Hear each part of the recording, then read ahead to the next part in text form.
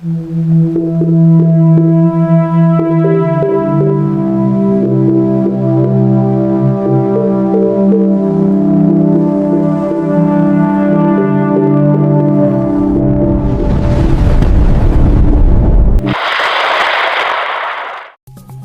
araw po sa inyong lahat. Narito na po ang pinaka-latest nating update sa magiging lagay ng panahon ngayong araw ng Sabado,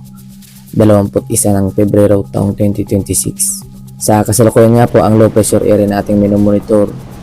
ay huling namataan sa may Borongan, Eastern Samar, na kung saan nagdadala ito ng maulap na paplurin at mga pag-ulan, lalong-lalo na dito sa may Northern Samar, Eastern Samar, Biliran, Leyte, kabilang ang Bohol, Cebu ay makakaranas ng mga pag-ulan dahil dito sa epekto ng low pressure area na ating minomonitor. Gayon din ang Dinagat Islands, Surigao del Norte, Agusan del Norte, Agusan del Sur, Surigao del Sur, Davao, Davao Oriental, Compostela Valley, Davao del Sur,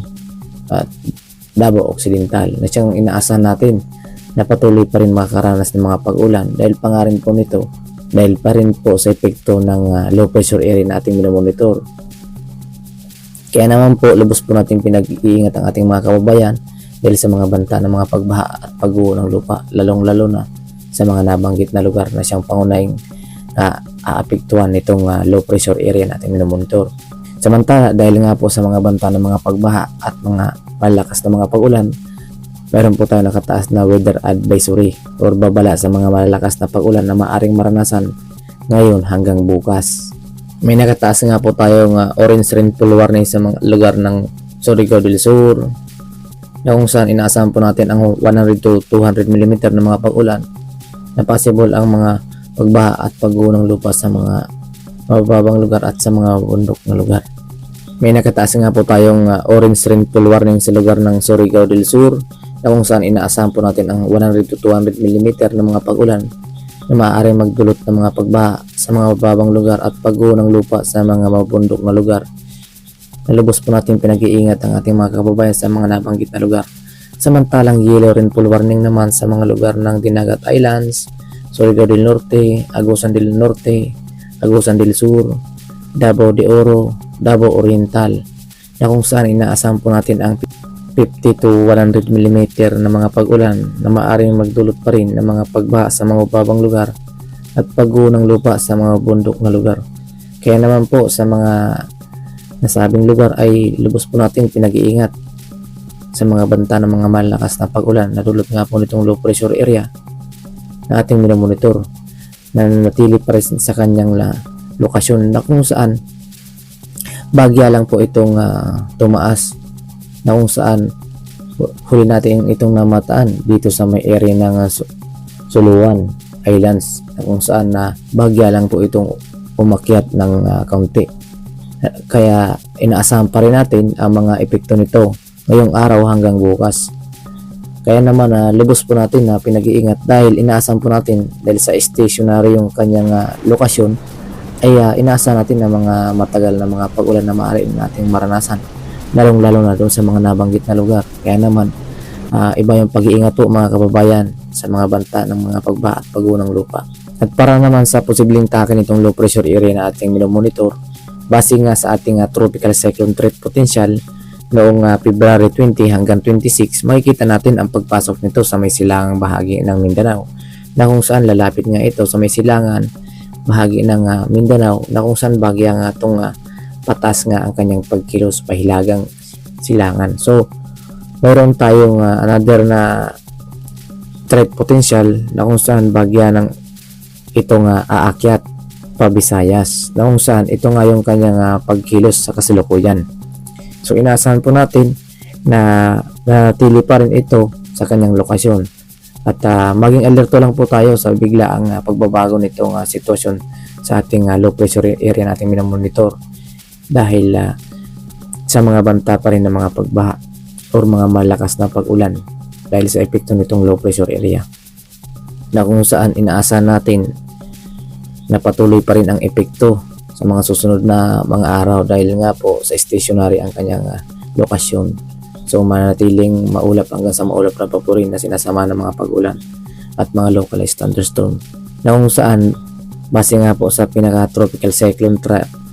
sa buwan ng February, makikita nga po natin na ang mga bagyo na dumadaan dito sa atin sa may bansa na posibleng mabuo, mayroon pong pumapasok at pumilihis lang sa may silangan. So ang pagkilos nito bagyang papasok bago tuluyang lumis, at mayroon din lalapit bago tuluyang lumis ito. So ang senaryo nga natin dito sa low pressure area nating minomonitor ay lalapit lang dito sa may silangang Mindanao at Visayas, na kung saan bago tuluyan itong lumihis ng ating bansa. So yun po yung aantay natin, sana lumayo na itong low pressure area na ating minomonitor, na hindi na magtagal dito sa may silangang bahagi ng Visayas, upang sa gayon maiwasan natin ang mga pagbaha at pagguho ng lupa sa mga bundok ng mga lugar. Samantala, bukod nga po dito sa low pressure area sa loob ng ating Philippine Area of Responsibility, mayroon din po tayong monitor sa labas ng ating Philippine Area of Responsibility na isa pang low pressure area, na kung saan huling namataan sa layong 2,400 km east of Mindanao, na kung saan nagdudulot ito ng mga localized thunderstorms. Sa kasalukuyan nga po ay hindi pa naman ito nakakapito sa may anumang bahagi ng ating bansa, ngunit maging alerto lang po sa mga pagbabago ng panahon. Para naman sa magiging lagay ng panahon ngayon dito sa Luzon, naasahan pa rin natin makakaranas pa rin ng mga maulap na papurin, sinasamahan ng mga katamtaman hanggang sa malakas na pag-ulan dito sa may area ng Cagayan Valley Region, Isabela, Aurora, Quezon, kabilang ang Camarines Norte, Camarines Sur, Catanduanes, Albay, Sorsogon. Dahil nga po yan sa epekto nitong hanging amihan. Samantalang sa mga labing bahagi ng Luzon dito sa area ng Ilocos Norte, Apayao, Abara, Kalinga, Mountain Province, Ilocos Sur, Ifugao, Benguet, La Union, Pangasinan, Tarlac, Zambales, Nueva Ecija, Bataan, Bulacan, including Metro Manila, Cavite, Laguna, Batangas, Oriental Mindoro, Occidental Mindoro, Palawan, ay makakaranas ng fair weather, na kung saan inaasahan natin makakaranas ng maliwalas na panahon na sinasamahan ng maulap na papurin na may mga light rains. Kaya naman lubos po natin pinag-iingat pa rin ang ating mga kababayan sa mga biglaan buhos ng mga pag-ulan, lalo na pagsapit ng hapon at gabi. Dahil pa rin yan sa epekto nitong hanging amihan na siyang patuloy na umiiral dito sa may hilaga ng ating bansa. Para naman sa magiging lagay ng panahon dito sa Visayas, dahil pa nga rin sa epekto nitong low pressure area nating minomonitor sa may silangang bahagi ng Visayas, inaasahan natin ang maulang panahon dito sa may Samar, Eastern Samar, Biliran, Leyte, Bohol, Cebu. Dahil nga po yan sa epekto nitong low pressure area nating minomonitor sa may silangang bahagi ng Visayas, na kung saan nagdadala ng maulap na papurin at mga kalat-kalat na mga pag-ulan, lalo na pagsapit ng hapon at gabi. Samantalang sa malalabing bahagi ng Visayas, inaasahan natin magiging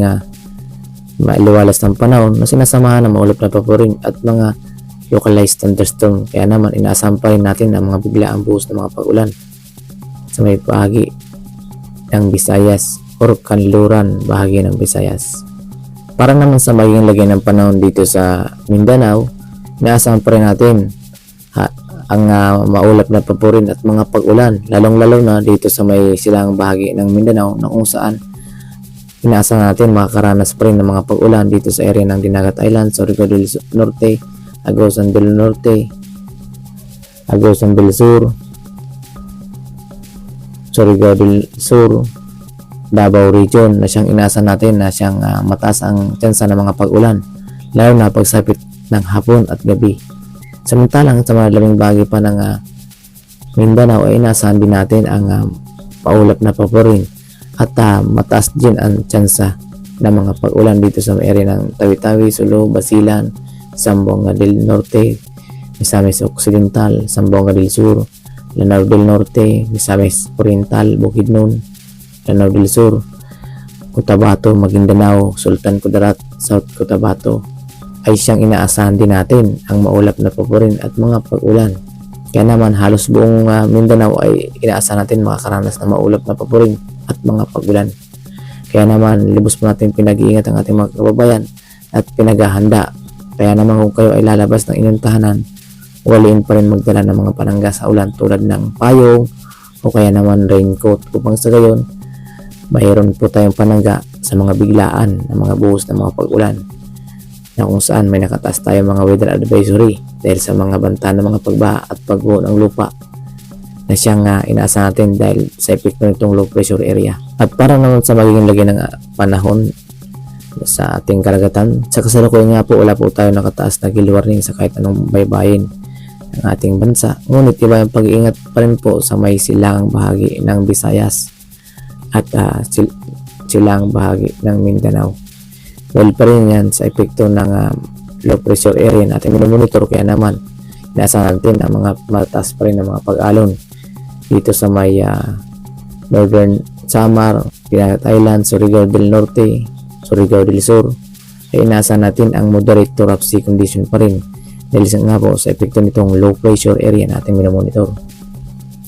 Samantalang sa mga nalalabing bahagi ng seaboard ay inaasahan natin ang magiging banayad ang mga pag-alon na may slight to moderate ang ating inaasahan sa mga labing bahagi ng ating karagatan. Kaya naman malaya pa rin makapaglalayag ang ating mga kababayan mangingisda